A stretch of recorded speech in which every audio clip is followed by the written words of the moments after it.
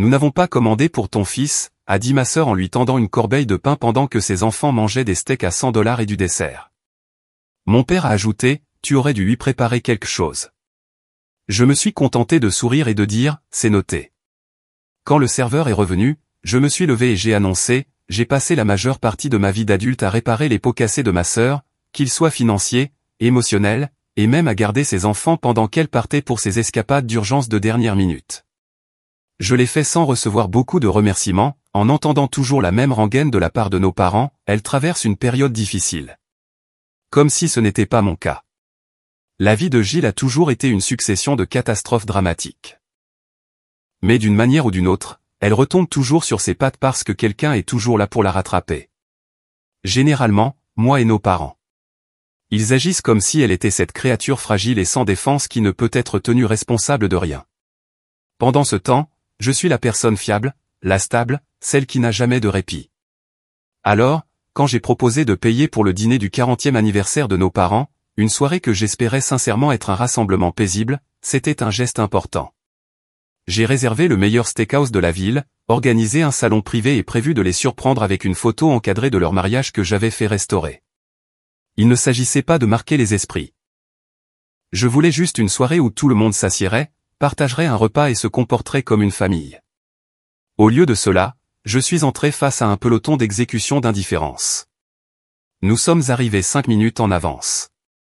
Mon fils Mason me tenait la main en entrant, excité avec sa timidité et sa discrétion habituelle. Il n'arrêtait pas de demander s'il pouvait commander un dessert. Je lui ai dit qu'il pouvait avoir tout ce qu'il voulait. À l'intérieur, Gilles et sa famille étaient déjà assises. Doug avait un verre à la main. Leurs garçons jouaient bruyamment à un jeu sur leur tablette. Gilles ne s'est pas levé. Elle a juste regardé par-dessus son épaule et a dit « Oh, salut ». Ma mère m'a fait un câlin distrait. Mon père est resté assis et m'a à peine adressé la parole. Personne n'a demandé comment allait Mason. Personne n'a même regardé le sac que je tenais avec leurs cadeaux. Nous nous sommes assis. J'ai aidé Mason à déplier sa serviette et j'ai commencé à regarder le menu avec lui. Il a pointé du doigt les tendeurs de poulet et a souri. J'allais faire signe au serveur quand Gilles s'est penché, a tiré la corbeille de pain vers Mason et a dit « Nous n'avons pas commandé pour ton fils ». Elle a dit ça comme si c'était normal. J'ai cligné des yeux. J'ai cru qu'elle avait mal compris, mais mon père est intervenu comme si c'était une évidence. Tu aurais dû lui préparer quelque chose si tu savais qu'il aurait faim. Ce fut le moment décisif.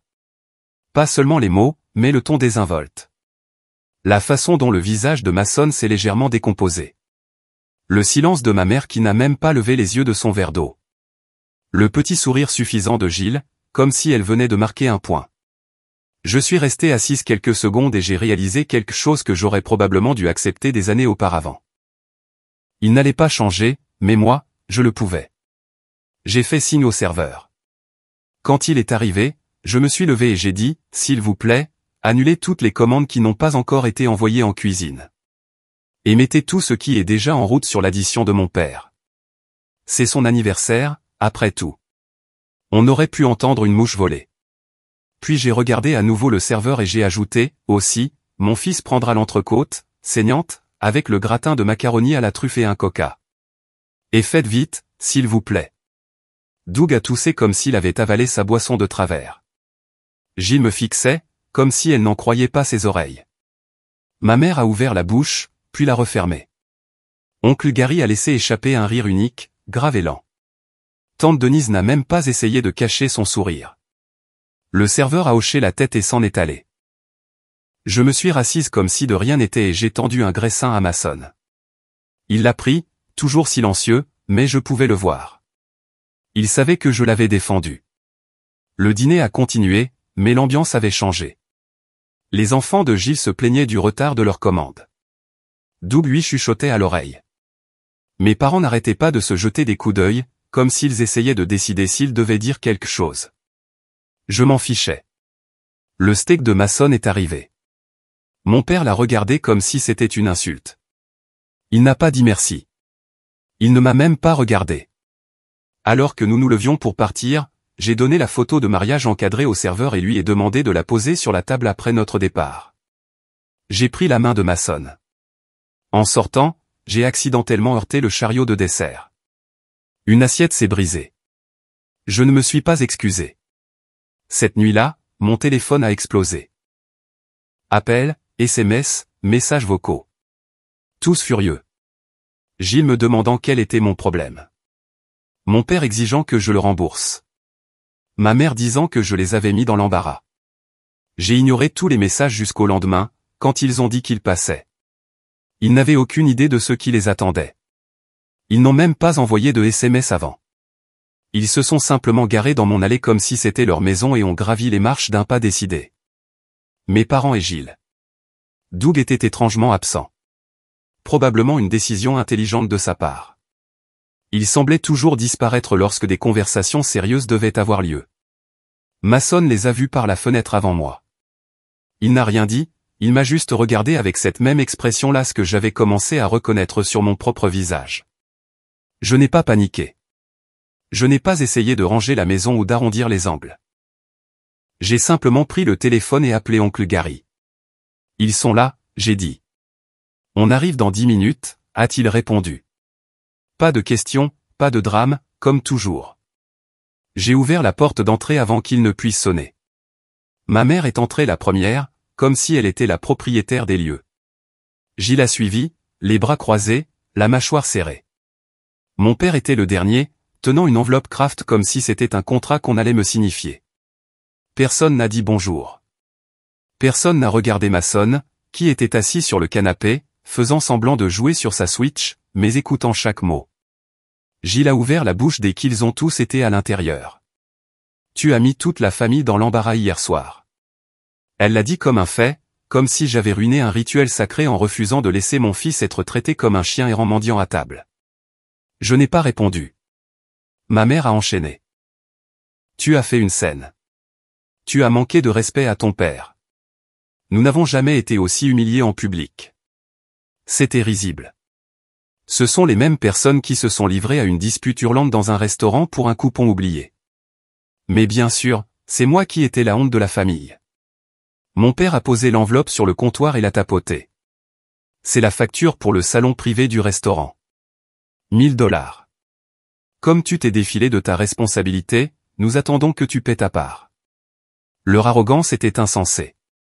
Je n'ai pas touché l'enveloppe. J'ai juste dit, attendez ici. Et je suis parti. 2 minutes plus tard, la porte latérale s'est ouverte et oncle Gary et tante Denise sont entrés. Eux non plus ne se sont pas embarrassés de salutations. Ils savaient de quoi ils retournaient. Le sourire de ma mère s'est effacé à la seconde où elle les a vus. Gilles a marmonné quelque chose dans sa barbe. Mon père avait l'air d'avoir avalé quelque chose d'acide. Je suis retourné dans la cuisine et je me suis tenu en face d'eux. J'ai décidé que j'en avais fini de soutenir Gilles, j'ai dit. Sans préambule, sans excuse, juste la vérité. Ce n'est pas mon enfant. Je ne suis pas son filet de sécurité. J'ai couvert la moitié de son loyer pendant une bonne partie de l'année. Ça s'arrête aujourd'hui. Si elle et Doug veulent rester dans leur appartement, Doug peut prendre le relais ou elle peut déménager. Gilles a commencé à élever la voix, mais je ne l'ai même pas regardé. Ma mère s'est tournée vers oncle Gary, essayant de l'impliquer, disant qu'il devrait rester en dehors des affaires familiales privées. Denise est intervenue avant qu'il ne puisse répondre. Elle n'a pas crié. Elle n'a même pas haussé la voix. Elle a calmement énuméré tout ce que j'avais fait pour Gilles au fil des ans, l'argent, la garde des enfants, le soutien émotionnel. Puis elle a posé une simple question. Quand est-ce que l'un d'entre vous a aidé Linda pour la dernière fois? Personne n'a répondu. J'ai finalement pris l'enveloppe, l'ai ouverte et j'ai parcouru la facture. $1000, tout rond. Voici ce que je vais faire, j'ai dit. Je vais vous donner $500, non pas par obligation, mais par pure mesquinerie, juste pour être sûr de pouvoir dormir ce soir en sachant que vous n'avez pas eu la totalité. La main de mon père a frappé le comptoir. Le visage de ma mère s'est tordu dans un mélange de tristesse et de rage. Gilles avait l'air sur le point de me sauter dessus. Dehors, j'ai dit.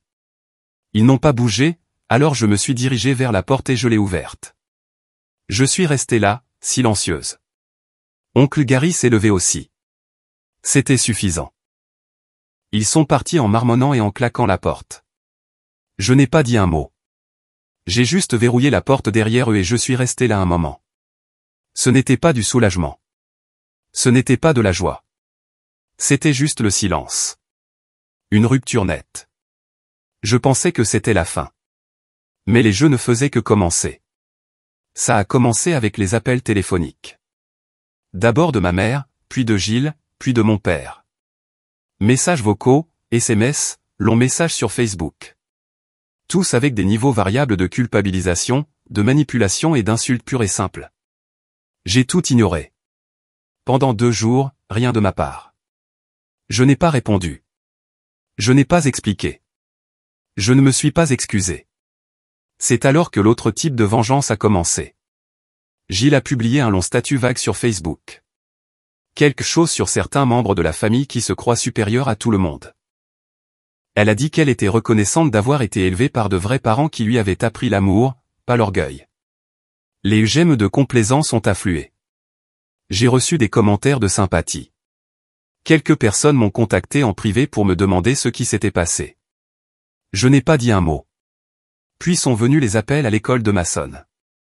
Une semaine plus tard, j'ai reçu un appel du secrétariat me disant que quelqu'un avait signalé une préoccupation concernant le bien-être émotionnel de Masson.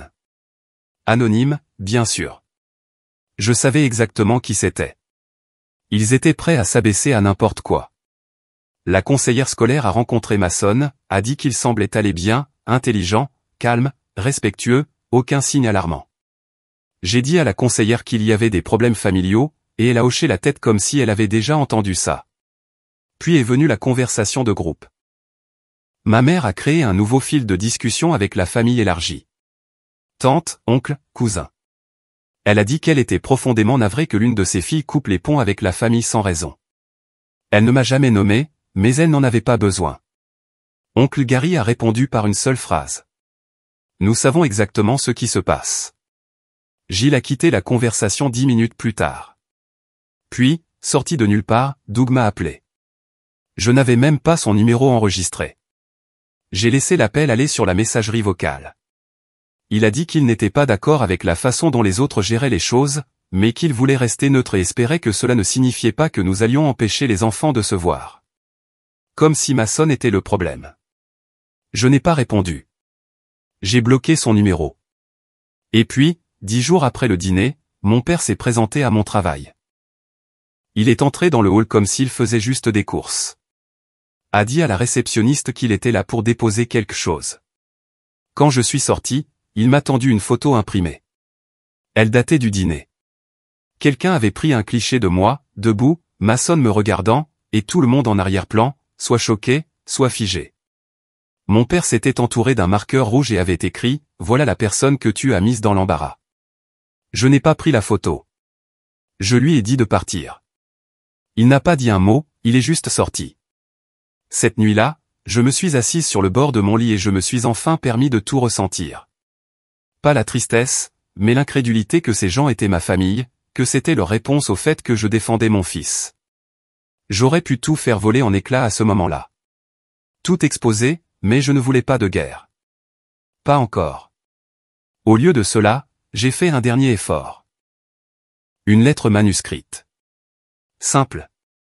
Je l'ai postée à la maison de mes parents et une autre à Gilles. J'ai dit que je voulais la paix. Que je n'étais pas intéressé à faire traîner les choses, mais que je ne serais plus culpabilisé, blâmé ou manipulé. Que s'il voulait aller de l'avant, cela devait être mutuel, respectueux, honnête. Pas de réponse. Une semaine a passé. Puis je l'ai vu. Une autre publication, cette fois depuis le compte de ma mère. Une photo d'elle, de Gilles et des enfants de Gilles, souriant, se faisant des câlins, avec la légende, la famille, c'est tout, même si certains oublient ce que cela signifie. Ce fut la goutte d'eau qui a fait déborder le vase. J'en avais fini d'être la discrète. J'étais prête à me battre. Je n'ai pas ressenti de colère en voyant cette photo de ma mère et de Gilles souriant sur Facebook. J'ai ressenti quelque chose de pire. Le vide. C'était comme regarder des gens que je connaissais autrefois prétendre être une famille qui n'avait jamais existé. Et la légende, la famille, c'est tout. Même si certains oublient ce que cela signifie, a été la dernière poussée dont j'avais besoin.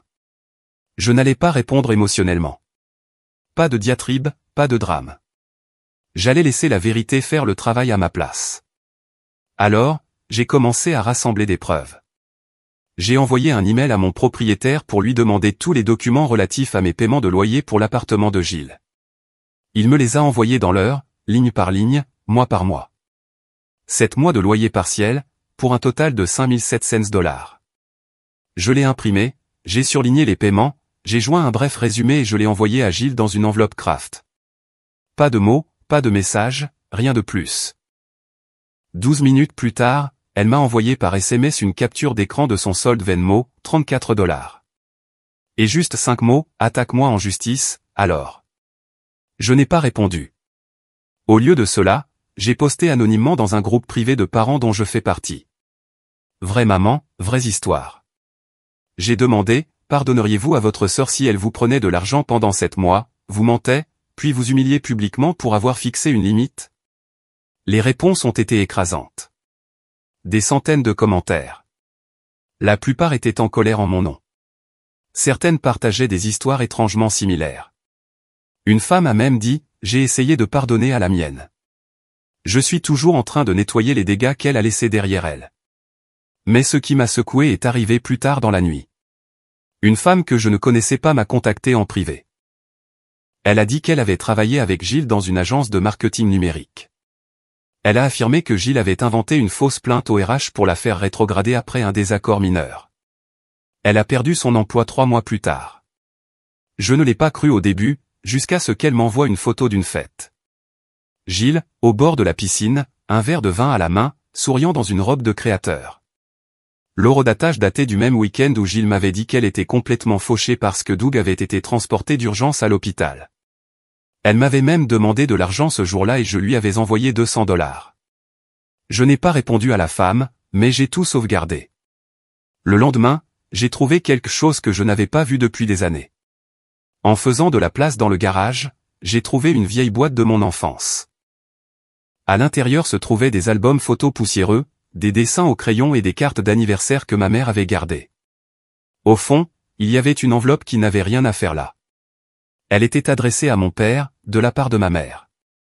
La date remontait à près de 22 ans, une semaine après la naissance de Gilles.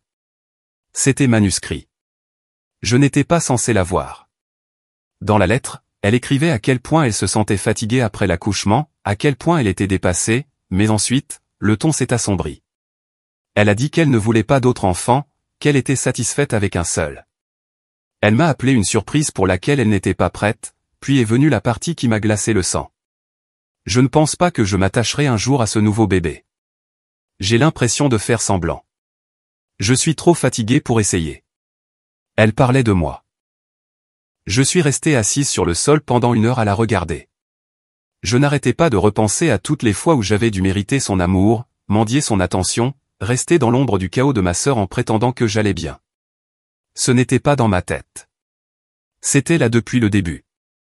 Cette nuit-là, après que ma sonne se soit endormie, je me suis versé un verre de vin et j'ai ouvert mon ordinateur portable.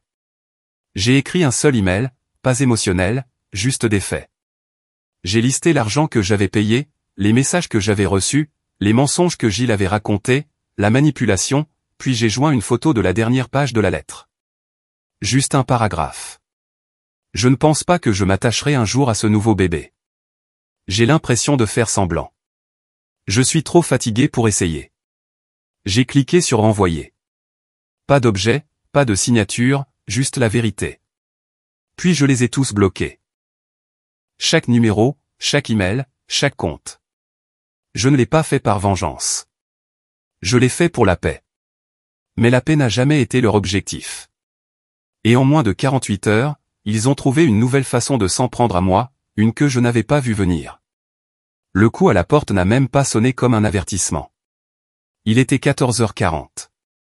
Je venais de terminer un appel professionnel et j'étais en train de plier le linge de ma sonne. J'ai pensé que c'était Amazon ou peut-être un des voisins qui déposait du courrier mal adressé. Je ne m'attendais pas à 2 femmes en civil montrant leur badge. Service de protection de l'enfance, a dit l'une d'elles. J'ai fixé le vide une seconde, pensant qu'elles s'étaient trompées de maison, mais non, elles ont demandé à me voir, par mon nom. Quelqu'un avait fait un signalement, anonyme bien sûr, disant que je laissais Mason seul à la maison pendant de longues périodes, qu'il semblait renfermé et peut-être négligé. Je ne peux même pas décrire ce sentiment, comme un glaçon glissant le long de votre colonne vertébrale pendant que votre cœur essaie de s'échapper de votre poitrine. Mais je n'ai pas paniqué. Je les ai laissées entrer. Elles étaient professionnelles, prudentes, pas accusatrices. Elles ont regardé autour d'elles, vérifié le frigo, cherché des signes de négligence. Elles ont posé des questions, ont même parlé à l'école de Mason le jour même. Le rapport ne correspondait pas à la réalité. Évidemment, la chambre de Mason était propre, remplie de livres et de jeux. Ses professeurs leur ont dit qu'il se comportait bien, qu'il réussissait très bien en classe, qu'il aidait même les autres enfants en difficulté.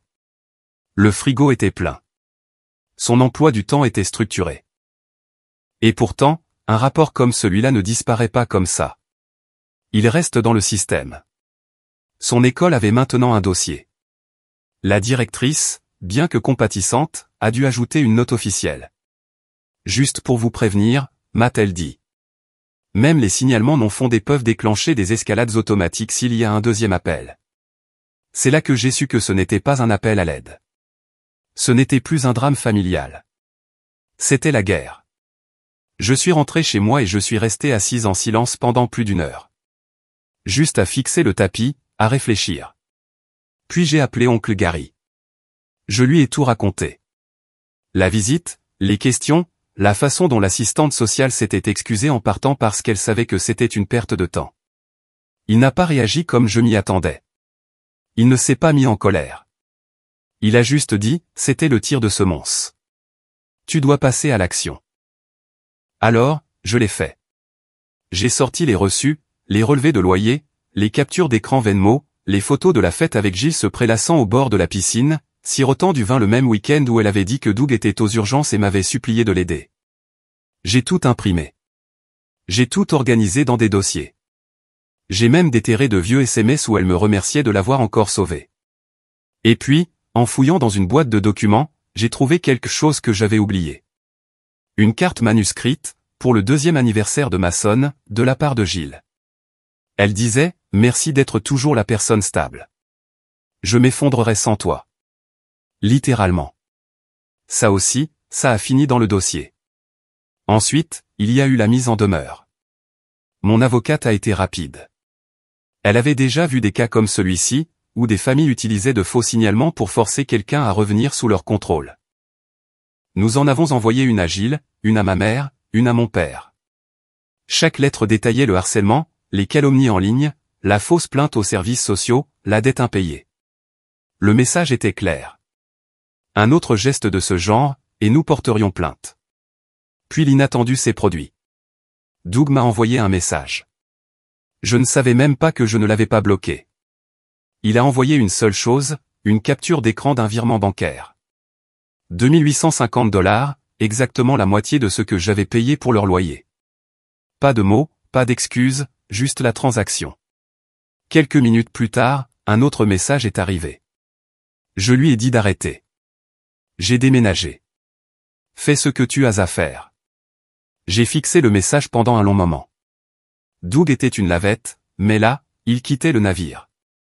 Denise m'a appelé 2 jours plus tard. Elle a dit qu'elle avait croisé ma mère à l'épicerie. Elle m'a dit que ma mère avait l'air épuisée, comme si elle n'avait pas dormi depuis des jours. Elle a dit qu'elle marmonnait toute seule dans le rayon pâtisserie à propos de moi qui détruisais la famille. Mais Denise n'a pas laissé passer. Elle lui a dit, Linda n'a rien détruit. Elle a juste finalement arrêté de jouer à votre jeu, d'autres messages ont suivi. Une cousine à qui je n'avais pas parlé depuis 4 ans m'a contacté. Elle a dit que Gilles lui avait emprunté 600 $ il y a 6 mois. Avait promis de la rembourser en 1 semaine, puis l'avait bloqué. Elle avait vu mon nom dans les commentaires Facebook et avait fait le rapprochement. Une autre tante a dit qu'elle avait un jour conduit 2 heures pour aller chercher Gilles après une dispute avec Doug et n'avait même jamais eu un merci. Plus je prenais mes distances, plus les histoires affluaient. Il s'est avéré que je n'étais pas la seule qu'ils avaient épuisée. J'étais juste la dernière à dire ça suffit. Mais ce n'était pas fini. J'étais enfin plus libre, c'est ce que je pensais, jusqu'à ce qu'une lettre arrive 2 semaines plus tard. Pas de Gilles, pas de mes parents, mais de leur avocat. Et elle contenait une phrase qui m'a retourné l'estomac. Nous demandons un droit de visite pour Masson. Ils étaient sur le point de rendre les choses légales. Ils s'en prenaient à mon fils. L'enveloppe n'était pas épaisse, mais elle semblait lourde. Plus lourde que tous les messages, toutes les insultes, toute la manipulation.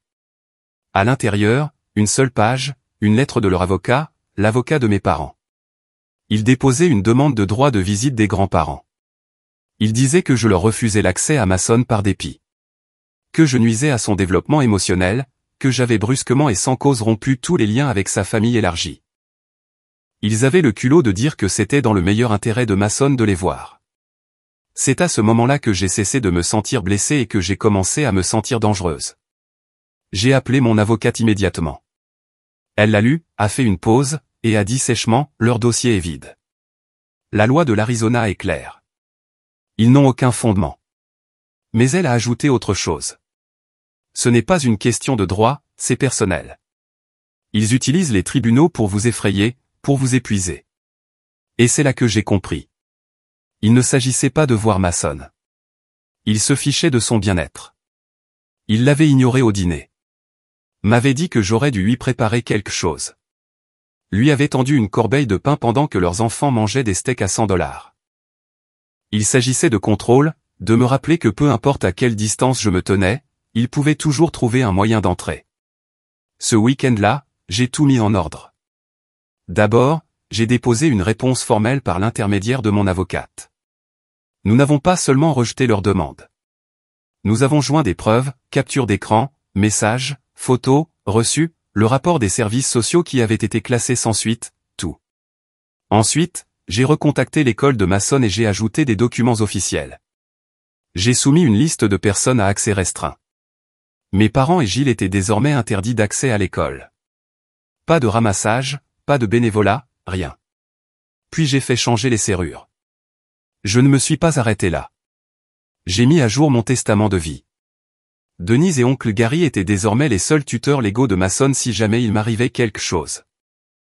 Je leur ai donné accès à mes documents légaux, à mes comptes bancaires, à tout. Et enfin, j'ai passé un dernier appel à une de mes amies qui travaillait dans la modération des réseaux sociaux. Je lui ai demandé s'il était possible de retrouver l'adresse IP qui avait soumis le signalement initial anonyme aux services sociaux. Elle n'a pas pu confirmer grand-chose, mais ce qu'elle a dit était suffisant. Disons simplement que ça venait d'un quartier familier. Gilles. Ils avaient essayé de me ruiner avec les services sociaux. Ça n'avait pas marché. Alors maintenant, ils essayaient d'utiliser les tribunaux, mais ce n'était pas un jeu que j'allais perdre. La veille du rejet officiel de leur demande, j'ai écrit un dernier message. Il n'a pas été envoyé par email. Il a été imprimé. Je l'ai posté. Une copie à mes parents, une à Gilles. Voici ce qu'il disait. C'est la dernière fois que vous entendrez parler de moi. Je vous ai donné des décennies de chance. Je vous ai aidé. Je vous ai protégé. Je suis restée silencieuse. J'ai joué le jeu. Vous m'avez récompensé par la trahison, les mensonges et maintenant des menaces légales visant mon enfant. Vous n'êtes plus ma famille. Si vous essayez de me contacter ou de contacter Masson à nouveau, je demanderai une ordonnance restrictive. Si vous vous présentez à ma porte, j'appellerai la police. Si vous tentez un jour de vous immiscer à nouveau dans ma vie, je rendrai chaque détail public. C'est terminé, pour de bon. Puis j'ai bloqué leurs numéros, bloqué leurs emails, supprimé les contacts mutuels, et je les ai effacés. Pas par colère, mais par instinct de survie. Je pensais que je me sentirais vide. Je pensais que je ferais mon deuil, mais ce ne fut pas le cas. J'ai emmené Masson camper le week-end suivant. Juste nous deux. Pas de téléphone, pas de bruit, juste des arbres, le ciel et le silence. Il a grillé une guimauve, a souri et a dit, « Tu as l'air plus heureuse. » Je l'étais. Nous étions enfin en sécurité, enfin libres. Et peu importe ce qui arriverait ensuite, je savais une chose avec certitude.